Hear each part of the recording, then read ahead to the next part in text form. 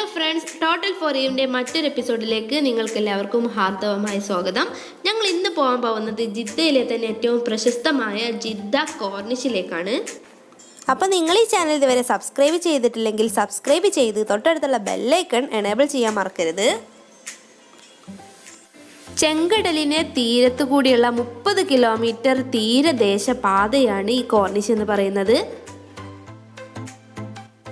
ഞങ്ങളിപ്പോൾ പോയിക്കൊണ്ടിരിക്കുന്ന റോഡിൻ്റെ പേര് ആന്തലൂസ് റോഡ് എന്നാണ്. ഈ റോഡിലൂടെ പോയി കഴിഞ്ഞ് കുറച്ച് സമയം എത്തുമ്പോൾ നമുക്കൊരു പ്രത്യേകമായിട്ടുള്ളൊരു കാഴ്ച കാണാൻ കഴിയും. ഇപ്പം തന്നെ നമ്മൾ കാണുന്നുണ്ട്. എന്താണെന്ന് വെച്ചാൽ ആ ദൂരെ കാണുന്ന ആ ഫ്ലാഗ് ഉണ്ടല്ലോ, അതാണ് ലോകത്തിൽ വെച്ച് തന്നെ ഏറ്റവും വലിയ ഫ്ലാഗ്. അത് സൗദി അറേബ്യയുടെ ഫ്ലാഗാണ്. ജിദ്ദയിലെ കിങ് അബ്ദുള്ള സർക്കിളിലാണ് ഈ കൊടിമരം സ്ഥിതി ചെയ്യുന്നത്. 2014 മുതലാണ് ലോകത്തിലെ തന്നെ ഏറ്റവും വലിയ കൊടിമരമായി ഇത് മാറിയിട്ടുള്ളത്.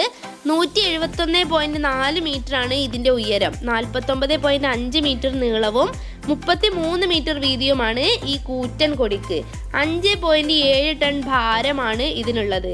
ഫുൾ ഹൈടെക് ആണ്. കാറ്റിൻ്റെ ദിശക്കനുസൃതമായ ഭാഗത്തേക്ക് കറങ്ങിക്കൊണ്ടിരിക്കാനുള്ള സിസ്റ്റം, അതുപോലെ മുകളിലൂടെ പറക്കുന്ന വിമാനങ്ങൾക്ക് മുന്നറിയിപ്പ് നൽകുന്നതിന് ആവശ്യമായ പ്രകാശമുണ്ട്. കാറ്റിൻ്റെ വേഗം മൂലമുണ്ടാകുന്ന കുലുക്ക് നിയന്ത്രിക്കാനുള്ള സംവിധാനമുണ്ട്. അതുപോലെ അഗ്നി പ്രതിരോധ അലാറം എന്നീ സൗകര്യങ്ങളൊക്കെ ഈ കൊടിക്ക് ഉണ്ട് എന്നുള്ളതാണ് ഇതിൻ്റെ പ്രത്യേകത.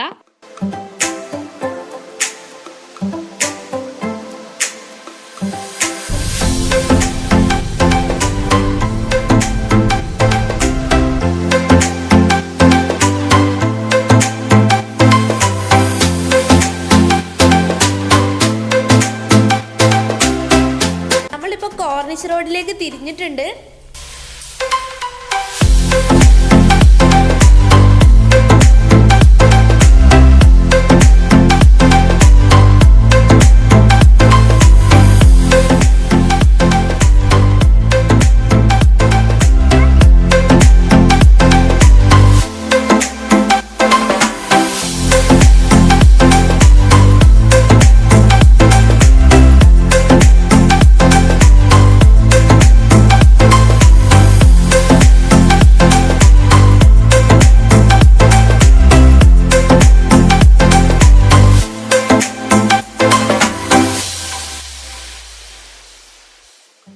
നമ്മളിപ്പോൾ ഇടത് ഭാഗത്തായി കാണുന്നത് വാക്കിംഗ് വേ ആണ്. ഇവിടെ ധാരാളം ആളുകൾ വാക്കിങ്ങിനായിട്ടും അതുപോലെ സൈക്ലിങ്ങിനും ജോഗിങ്ങിനൊക്കെ ആയിട്ട് വന്നിട്ടുണ്ട്. വൈകുന്നേരം ആയാലും ഇവിടെ ഒരുപാട് ആളുകൾ വരാറുണ്ട്.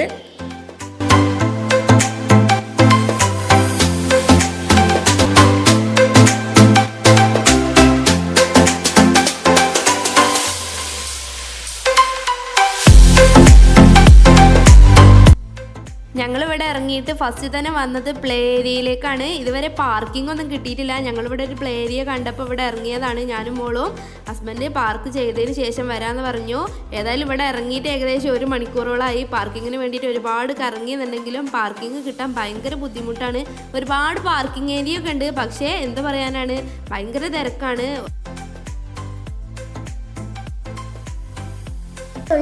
നമ്മൾ കുട്ടികളെയും കൊണ്ടൊക്കെ ഇങ്ങോട്ട് വരികയാണെന്നുണ്ടെങ്കിൽ തന്നെ നമുക്ക് പറയാൻ സാധിക്കും ഏറ്റവും ബെസ്റ്റാണ്. കുട്ടികൾക്ക് ഭയങ്കര ഇഷ്ടപ്പെടും. അവർ റൂമിൽ പോവണ്ട എന്നാണ് എൻ്റെ മോളൊക്കെ പറഞ്ഞുകൊണ്ടിരുന്നത്. നമുക്ക് റൂമിൽ പോവണ്ട, നമുക്ക് ഇവിടെ തന്നെ നിൽക്കാമെന്ന് പറഞ്ഞത്. കുട്ടികൾക്ക് ഭയങ്കര ഇഷ്ടമാവും. ഈ കോർണിഷിൻ്റെ ലൊക്കേഷൻ ഞാൻ ഡിസ്ക്രിപ്ഷൻ ബോക്സിൽ ആഡ് ചെയ്യുന്നുണ്ട്.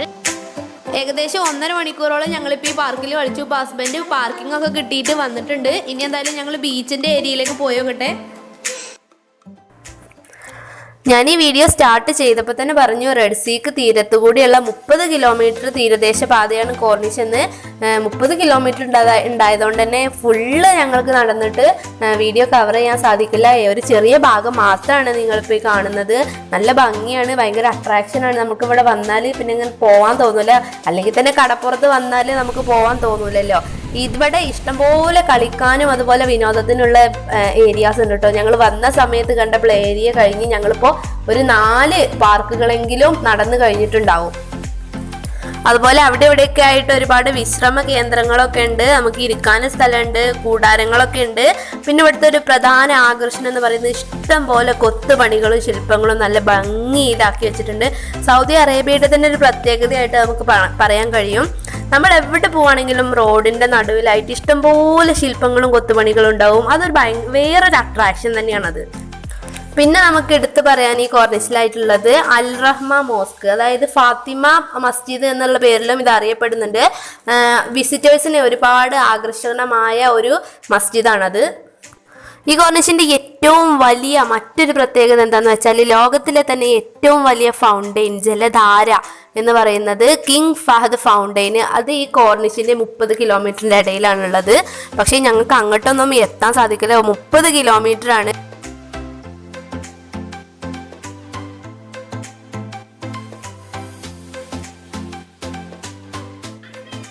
ഏകദേശം സൺസെറ്റിനുള്ളൊരു ടൈമായി. ഇനി എന്തായാലും സൺസെറ്റ് കണ്ടിട്ടാവാം ബാക്കിയുള്ള വിഷ്വൽസും കാര്യങ്ങളൊക്കെ എടുക്കുന്നത്. പറയാതിരിക്കാൻ വയ്യ കേട്ടോ, നമ്മൾ എത്ര തന്നെ വലുതായാലും സൺസെറ്റ് കാണുന്ന ആ ഒരു സമയത്തുണ്ടാവുന്ന നമ്മുടെ മനസ്സിന് ലഭിക്കുന്ന ഒരു കുളിർമ, അത് വല്ലാത്തൊരു ഫീൽ തന്നെയാണ്. അല്ലാഹു അക്ബർ അല്ലാഹു അക്ബർ അല്ലാഹു അക്ബർ അല്ലാഹു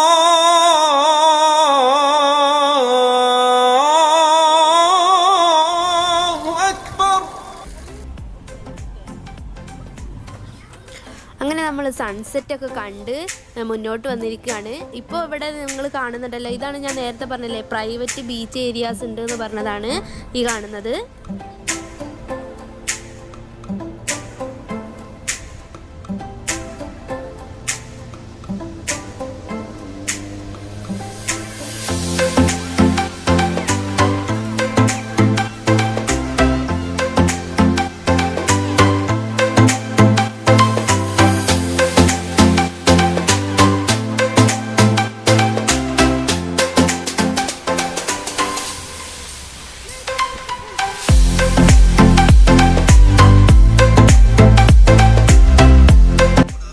ഞങ്ങളിപ്പോൾ തിരിച്ച് കാറിനടുത്തേക്ക് നടന്നുകൊണ്ടിരിക്കുകയാണ്.